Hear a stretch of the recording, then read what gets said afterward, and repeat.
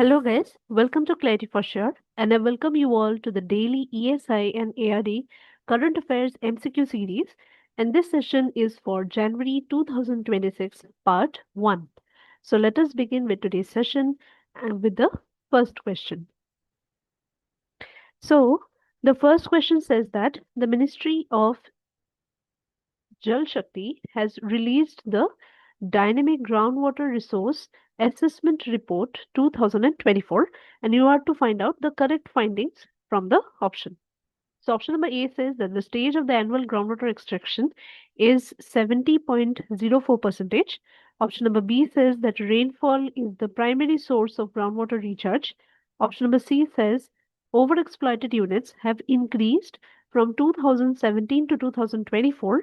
And option number D says that total annual groundwater recharge is showing a long-term decline.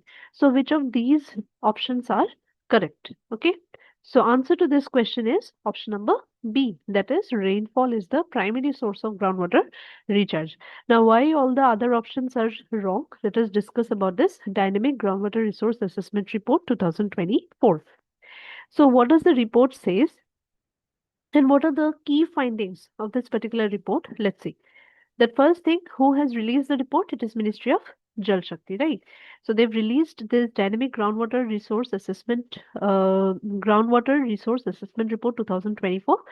The first finding is regarding the rising recharge. Okay, so total annual groundwater recharge stands at 446 billion cubic meter, and the most important point is that there is a long-term increase due to rainwater harvesting. Okay, then there has been decline in the overexploitation. Okay, so overexploited units have reduced and not increased. In the option of the question, it was given as increased from 2017, but no, it has reduced from 2017 to 2024. The next, if you see the persistent regional imbalances, that Northwest India, comprising of Punjab, Haryana, Delhi, and Rajasthan, Western and Peninsular India, comprising of Gujarat, Tamil Nadu, Karnataka, these are the most groundwater stressed area. Okay. Then also what we'll see that climate sensitivity, that rainfall dominance, nearly 61% of the recharge comes from rainfall. Okay, so these are the key findings of this particular report. Let's move to question number 2. Consider the following statements about market access scheme of Government of India. Okay, market access scheme of Government of India. Now, the first statement says that the outlay of the scheme is 4,531 crore for a period of 5 years, starting from financial year 26. Statement number C says that the scheme was unveiled by the Department of Corporate Affairs. Statement number C says that the scheme is launched to strengthen the global reach, visibility, competitiveness of Indian exporters through structured, outcome-oriented interventions. So, which of these statements are incorrect? Okay. So, option number A, that is the statements A and statement A and statement B are wrong. Okay, so statement A and B are wrong, and only statement number C is the correct statement. Okay, and we were to find out the incorrect one, so therefore option number A is the correct answer. Now, why is statement A and B wrong? Let's see about this. Market access support scheme. Okay, so this scheme is a part of export promotion scheme. Okay, export promotion mission of the Department of Commerce. Okay, it is the Department of Commerce. That is why statement number B was wrong, because it is Department of Commerce and not Department of Corporate Affairs. Okay, and this market access scheme is a part of export promotion scheme.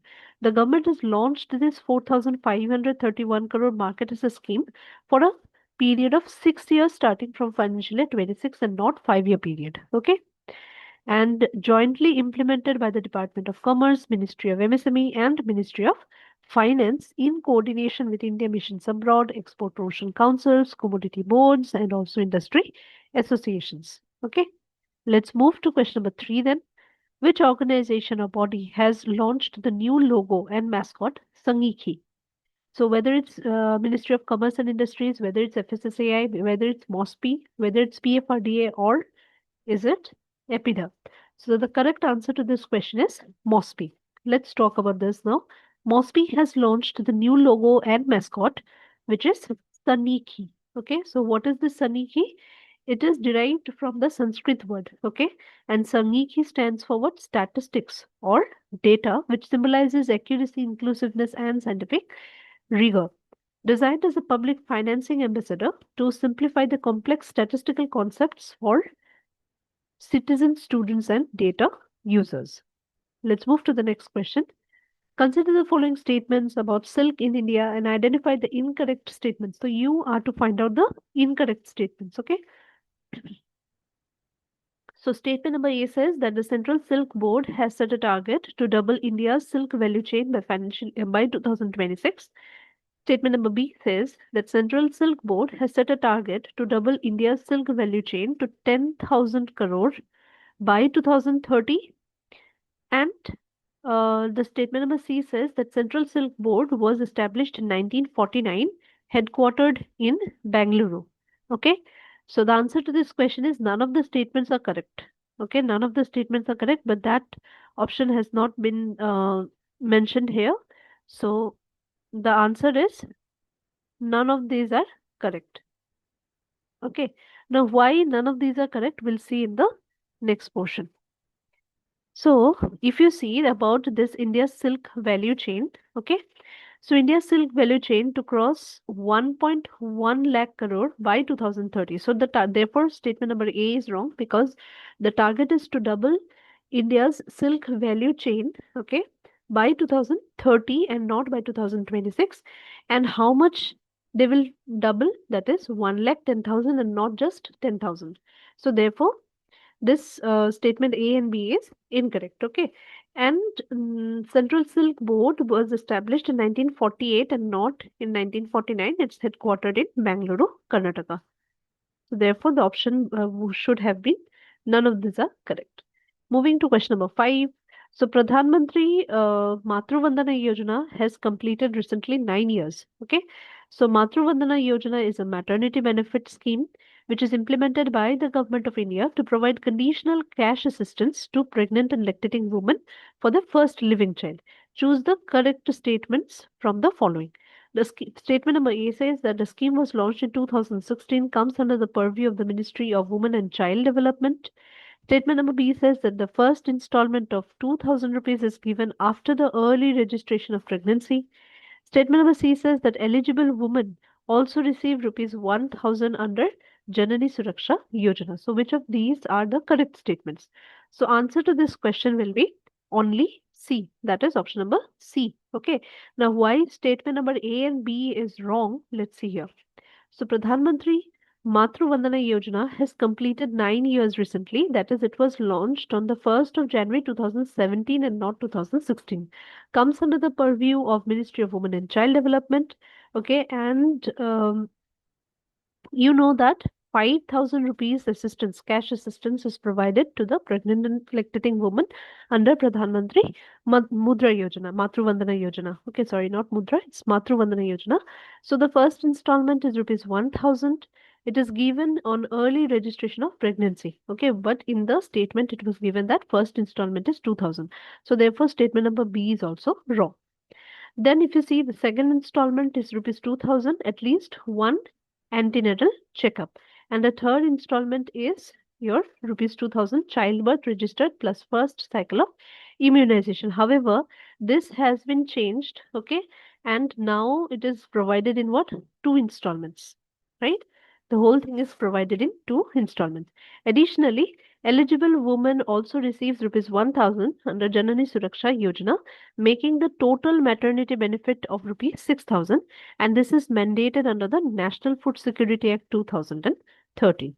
Okay, right. Let's move to the next question then. Which ministry has recently launched the Pankhudi portal? So this, whether it's MoSPI, whether it's Women and Child Development, whether it's Department of Post, whether it's Ministry of Agriculture, Farmers Welfare, or whether it's Ministry of Youth Affairs. So answer to this question will be option number B, that is Women and Child Development. Let's see what is this Pankhudi portal. Okay. So then, Union Ministry, that is Women and Child Development, has launched this Pankhudi. Pankhudi is what? It's an integrated digital platform which is designed to enhance the ease of living for women and children by streamlining the corporate social responsibility partnerships and stakeholder collaboration. So it is involved, which ministry is involved? Ministry of Women and Child Development. The aim behind this particular portal is to strengthen the coordination, transparency, and structured participation among the government bodies, citizens, NRIs, NGOs, and corporates. So this is going to streamline the CSR partnership, right? So therefore, it is a collaborative approach. It will improve the service delivery and outcomes for the women and children nationwide. So what are the key features? Number one, unified CSR interface. Number two, priority themes. So it focuses on nutrition, health, early childhood care and education, child welfare and protection, and also women safety and empowerment. So what are the flagship missions that are supported under this particular portal? Mission Saksham Anganwadi Poshan 2.0, Mission Vatsalya, and Mission Shakti. Okay, right. Let's move to the next question then. What does P in Tex-RAMPS stands for? So P in Tex-RAMPS stands for planning. What is Tex-RAMPS? Let's talk about this particular scheme now. So when we talk about Tex-RAMPS, first thing is, what is the full form of this? Okay. Textiles focused research, assessment, monitoring, planning, and startups. So therefore, P stands for planning. Okay. It is a central government scheme and that is aimed at strengthening the research. From the name itself, it shows that it is aimed at strengthening research, innovation, and also advanced manufacturing in the India's textile sector. When was it approved or when was it launched? November 2025. What is the implementation period? Financial year 26 to financial year 31. Implemented by the Ministry of Textiles, and Ministry of Textiles has signed memorandum of understanding with 15 states under this particular scheme. What are the key focus areas of this particular Tex-RAMPS? That is textile research and development, advanced processing and technologies, sustainable and eco-friendly manufacturing, and then there is technical textiles and what? Industry academia collaboration. Okay. Let's move to the last question of the day. Which of the following is the largest producer of rice in the world? Whether it's India, China, Brazil, Indonesia, or Philippines. So answer to this question is option number A, that is India. So India surpasses China to become the world's largest rice producer. So now India is the world's largest rice producer. So India has overtaken which country? It has overtaken China to become number one globally in rice production. Okay. How it has been possible? Because of improved irrigation, high yielding varieties, and supportive procurement policies. Now, our production, on an average, it is 150 million tons, whereas China is the second largest producer with a production of 145 million tons. If we talk about the state-wise rice production according to 2023-24 data, Telangana is the highest producer of rice with almost 12% share, followed by UP, and then we have West Bengal. And the other major rice producing states are Andhra Pradesh, Punjab, Odisha, Bihar, Chhattisgarh, Tamil Nadu, and Assam. So that's all for today's session. I hope you like the session.